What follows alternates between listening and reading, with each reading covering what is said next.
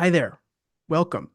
My name is Jack Rome, and on behalf of the Center for Awakening, I'm glad to welcome you to Meet the Speaker, a live series with speakers from the upcoming 3-day online immersive conference, Awake in Stillness, The End of Dreaming, taking place from November 8th to 10th. This series is designed to give you a brief taste of the direct experience that you can expect from each teaching during the conference. Tom Das is a spiritual teacher that has explored many teaching traditions, including Advaita Vedanta, Buddhism, Zen, Christian mysticism, Dzogchen, and Taoism, as well as more New Age teachings such as the law of attraction. He loves to share the teachings of his beloved guru, Sri Ramana Maharshi, as well as his devotion for Sri Ramana.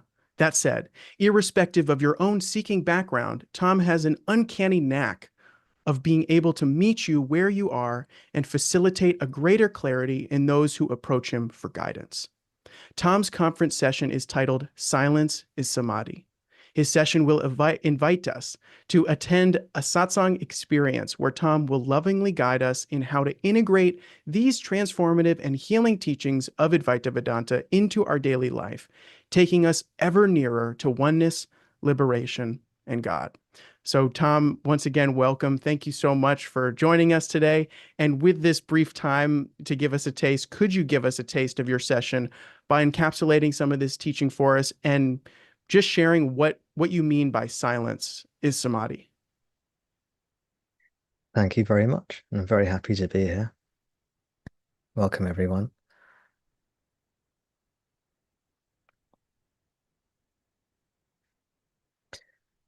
Silence is samadhi. Samadhi is silence.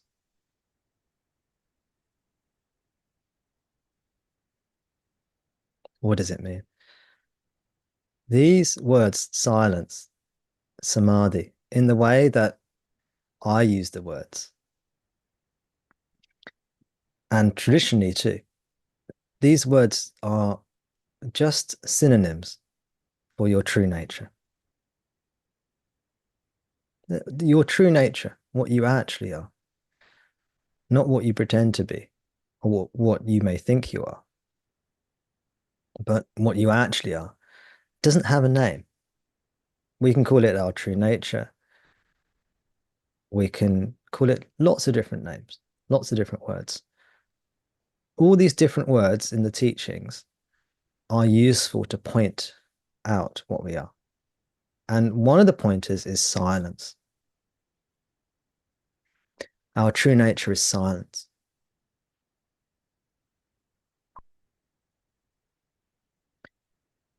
The only way to know yourself is to come home to yourself, to be what you actually are.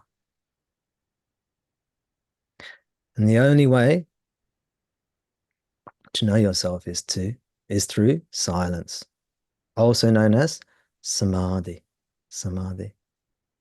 If you look at all the genuine spiritual teachings, all the genuine liberating teachings, and also if we look inwards and look at our own intuitive inner knowing, if we search within ourselves, all the traditional teachings tell us that we need to be still to realize the truth. My beloved guru, Sri Ramana Maharshi, he said all the spiritual teachings, they only teach silence. They only teach us how to come to silence. There are loads of different ways, hundreds of different ways, maybe millions of different ways.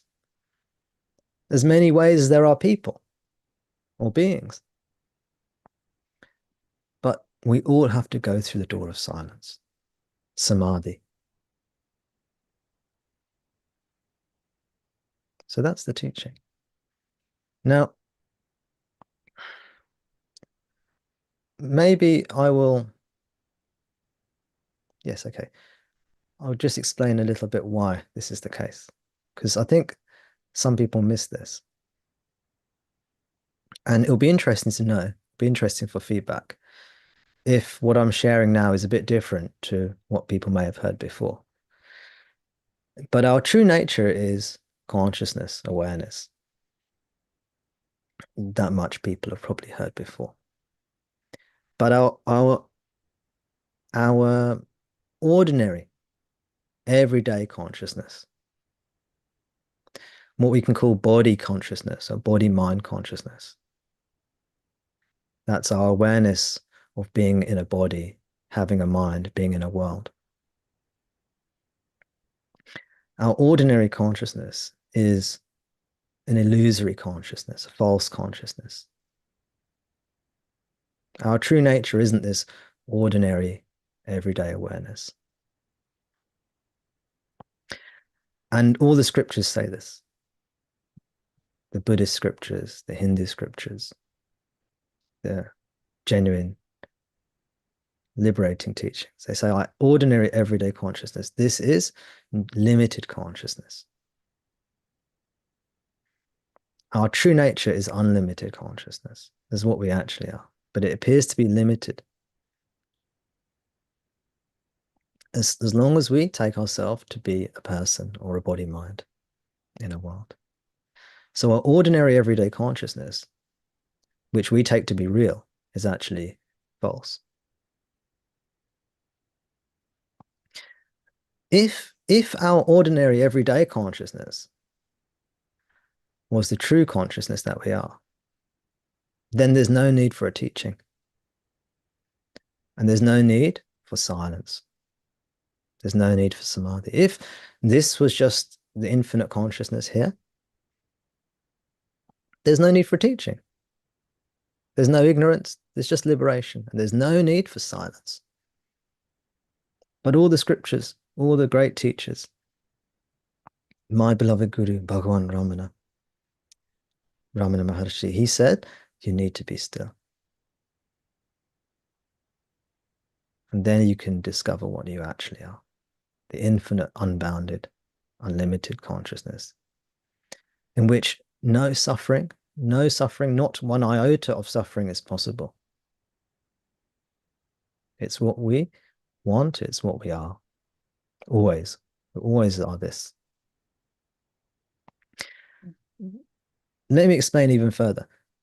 Our ordinary consciousness is limited. Sometimes we don't realize this because it depends what we've been listening to.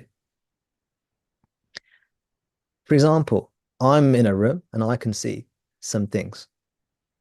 You can't see what I'm seeing, right? And I can't see what you're seeing. And if maybe I can think of a number, I can say a number in my head and say, can you tell me what number I'm thinking of? Unless you're very lucky, you won't know what number I'm thinking of. So our consciousness is limited. I don't know what you're seeing. You don't know what I'm seeing. I don't know what you're thinking. You don't know what I'm thinking. You know? Unless we communicate it. Similarly, we're both sitting indoors. I can't see through the walls of the room I'm in. You know?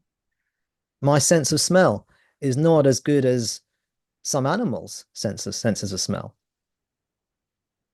And same with all the other senses, hearing, vision. So our everyday consciousness is obviously limited. If it wasn't, then I would know everything you know. Isn't it? But I don't. And vice versa. You don't know. I can't speak all the languages in the world because there's limitation. I can't see through the walls. I can't hear what is outside my range of perception. So this makes us feel limited. We have an inward sense that we are infinite potential if we listen carefully to ourselves. But the world or the evidence that our senses and our mind puts forth to us is that we are limited. And that's why this everyday consciousness, this ordinary consciousness is limited. And this is why realization cannot occur through this ordinary, everyday consciousness. Instead, we have to go back to ourselves, come back to what we truly are and what we always are. And this is silence. This is why all the great teachings say silence is required. Now, some people say, well, look, my consciousness right now is unbounded. There's no boundaries in my consciousness. But there's a big boundary. As I said, if you're indoors, then the walls are your boundary. You can't see beyond the walls. If you can't hear beyond your range of ability to hear, you can't hear what's happening 10 kilometers away or 10 miles away because your consciousness is limited. We say there's no boundaries in my own individual consciousness. But then how do I know there aren't 8 billion consciousnesses in the world? Maybe Jack has his own unbounded consciousness and Tom has his own unbounded consciousness and another person has their own unbounded consciousness. So maybe there are 8 billion unbounded consciousnesses. Well, we don't know, right? So we are limited in our ability. But the great teachings say what is true is non-duality, non-dual truth. This is what I share. So the non-dual truth is all is one. You can't really put it into words, but we can say all is one. We discover that there is only one.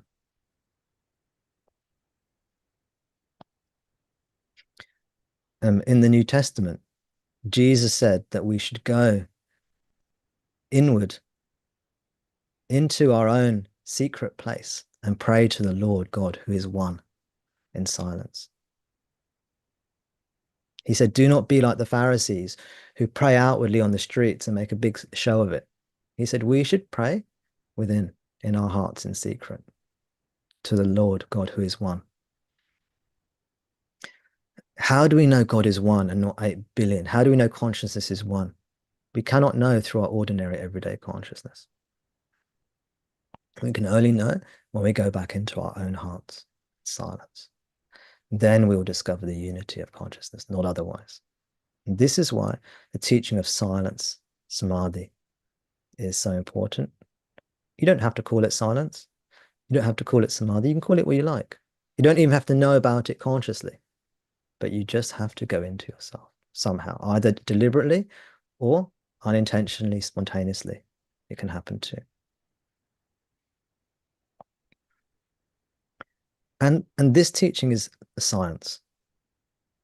It's very much like science, because just as science teaches us to distrust our senses and investigate truth. For example, the earth seems flat. It doesn't matter how far you walk, it seems flat. But we're to distrust our senses and investigate. We discover the earth is spherical. Same with the motion of the earth around the sun. It appears to our senses that everything's going around the earth. But if we investigate, we discover this is not true. You see? In the same way, it appears that we are limited. But when we investigate within, go towards I am, myself, we discover this truth. And when we go deep within, this is samadhi, this is silence. This is inner spiritual knowledge that is open and available to everyone, always.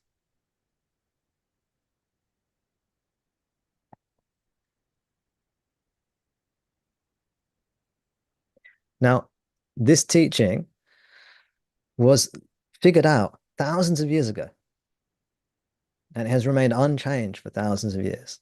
And not only did they figure it out thousands of years ago, they figured out the most direct express route. And it's like the shortest distance between 2 points is a straight line. They figured out this direct path. So the essential teaching has remained unchanged for, well, since the dawn of time. And so this teaching is just the same teaching that's been given in the holy texts like the Upanishads, which are these ancient Hindu texts, you could say. They don't belong to any country or geography or culture or tradition, really. They're universal texts that give us this universal truth. And everyone who discovers this truth, whether you discover it in that tradition or another tradition, you discover the same truth. And it's always discovered, whilst there are hundreds of ways to approach it, ultimately it's all discovered in the same way, just like science, you know. The same principles can be discovered anywhere. Same way, this is like a science. It's not just a science, it's well, it is a science, but there's an intuitive aspect to it too. Maybe I'll stop there and see if there's anything you want to ask, Jack, because I don't know if it might be a Yeah. bit different to the way other people present this kind of thing. Mhm. And I don't know how much time we have as well. Yeah.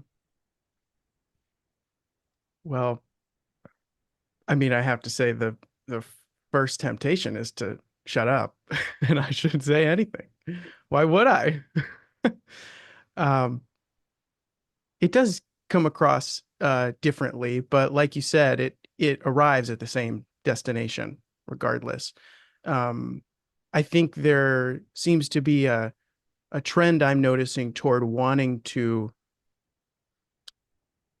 help people understand that ordinary everyday consciousness is a doorway so that people don't relegate a part of their life to spirituality and then relegate the other parts of their life to not spirituality and kind of create a dualistic practice in a way, like from the foundations. And but hearing you say it that way, it doesn't tempt me to want to relegate different parts of my life. It tempts me to want to investigate, to be silent always and regardless. Amazing. Yes, that's the intent. Um, mm, That is the intent. That's great. yeah. The one thing that I wanted to, one last thing I wanted to ask you, because I'm sure I'm not the only one feeling this, but this comes straight from my own experience of your teaching right now, is what could you say about the renewing relief that a being might experience? Like, speak for myself, that I experience, the corners of my mouth immediately go up, and there's as soon as you even start entering into the teaching, as soon as at the very beginning you didn't begin and you let the silence be there first, there's this relief. Is there anything you could say about that relief? Is it worthwhile to investigate that, or is it better to just let it be and move forward? What a lovely question. Yeah. I mean, you see, initially, the words of the teaching are very important for most people. For some people, the words are never important, but those people tend not to tune into things like this.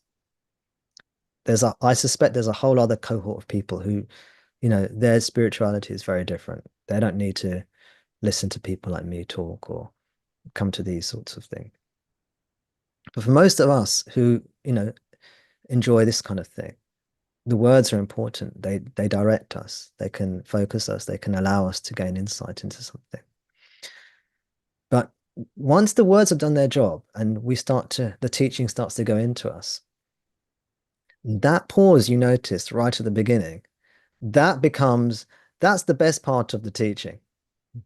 And then it's all, as soon as Tom or whoever opens their mouth, as soon as Tom opens his mouth, it goes downhill from there, you know. So you have just identified the most important part of the teaching, actually. That's the deeper part. When you first come to it, then the words are more important. You're still you've got questions, you have questions to ask, you need answers on that verbal, intellectual level. That helps you go deeper. But eventually we want to get to the point, if I can phrase it like that, there's always problems with phrasing things like that, right? But we want to get to the point where we don't need these words. We're just in touch with what we actually are. And when that happens, then you want to turn the volume down when Tom starts speaking, you know, just enjoy that silence and investigate that silence with silence. We investigate ourselves with ourselves. Unlike any other science or exploration, which always requires some kind of tool some kind of medium, whether we're observing something with our eyes, or whether we're thinking using our brains, or whether we're looking at the stars using a telescope, whether we're measuring something with a ruler or a tape measure. There's always an implement. There's always sense organ involved. There's maybe an instrument. This self-inquiry, this discovery doesn't require any instrumentation. In fact, instruments eventually get in the way. That means the sense organs and the mind and any outer instrument, these all ultimately have to be let go of, and we explore what we are with ourselves.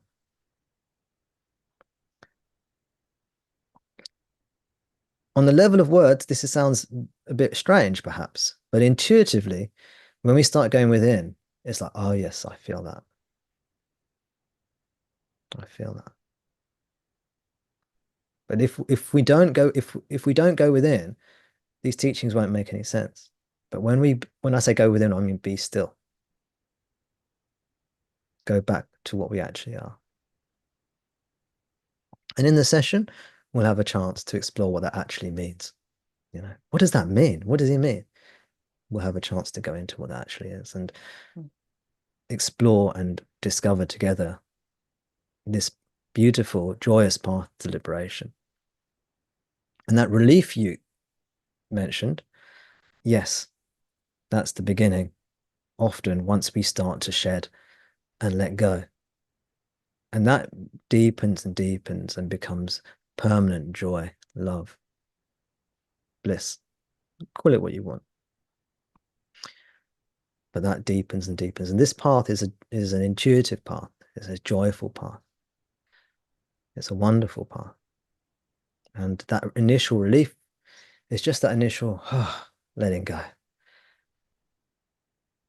And then we go deeper and deeper and deeper, plunge into the depths of bliss. And that's when all the deeper suffering, deeper layers of trauma and suffering are cleansed and healed and come up and dissolve away. And this is when we really come into communion with that which we truly are. That which I call Ramana or God or Bhagwan, but it's just ourselves. We don't have to use those words, even though I like to.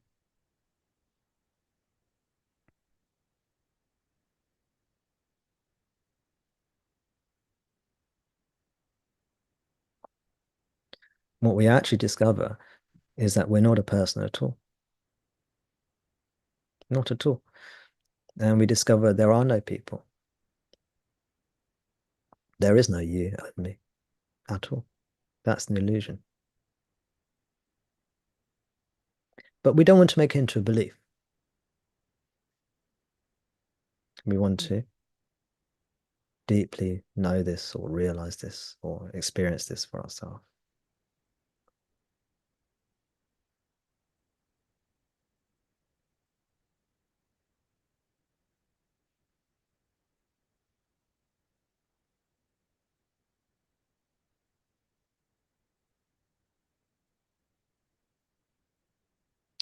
Well, Tom, thank you so much for giving us quite a taste of the teaching, but also priming us a bit for your session to take that plunge. Like you said, you feel the relief, but then you can plunge deeper into that Yeah. bliss. I mean, that relief is wonderful because that's the relief from the everyday stresses and strains Yeah.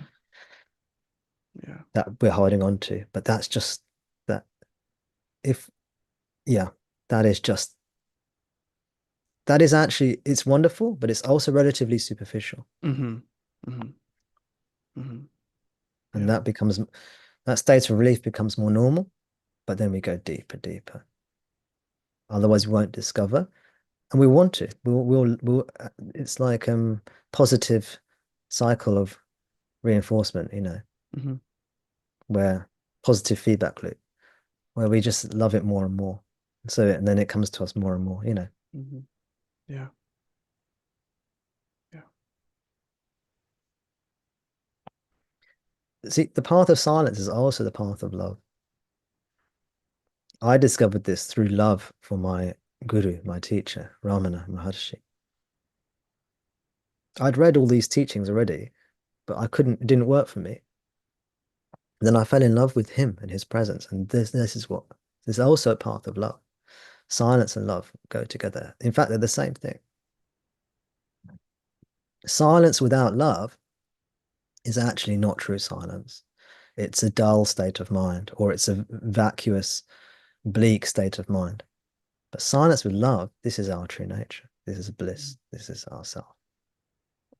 So love is always there. Again, some people don't think of it as devotion, but it's a profoundly devotional act. That's the way I would phrase it, at least.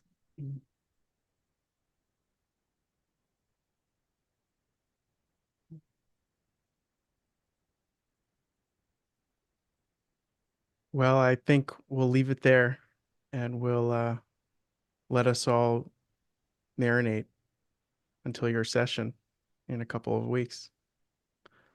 But thank you so much again for your time today, for being willing to open and take us through some of that. And, to everybody else that you might be watching, you might be experiencing this teaching right now. There's more of this. And, like Tom says, some of us, this is really a profound way for us to experience these teachings and to investigate, to take the plunge. So we do really hope that you'll join us at the Awaken Stillness Conference. It'll be November 8th to 10th. And you can register for free at purepresenceconferences.com. And we hope to see you there. Until then, anything else you'd like to mention, Tom, before we sign off here? No, I think actually, I mean, I was going to mention my website and stuff, so people can check that out if they want to, Please. tomdas.com. But Yeah. actually, well, I have now, haven't I? But yeah, check out, So, you can, welcome to check out my website, tomdas.com, and some YouTube videos I put on YouTube as well if you want to know more about me. great. But I think, Jack, you said it all already. Great. Awesome. Well, thank you, Tom, so much. Wonderful to meet you. And we'll see you Great at to the meet you. conference. Thank you.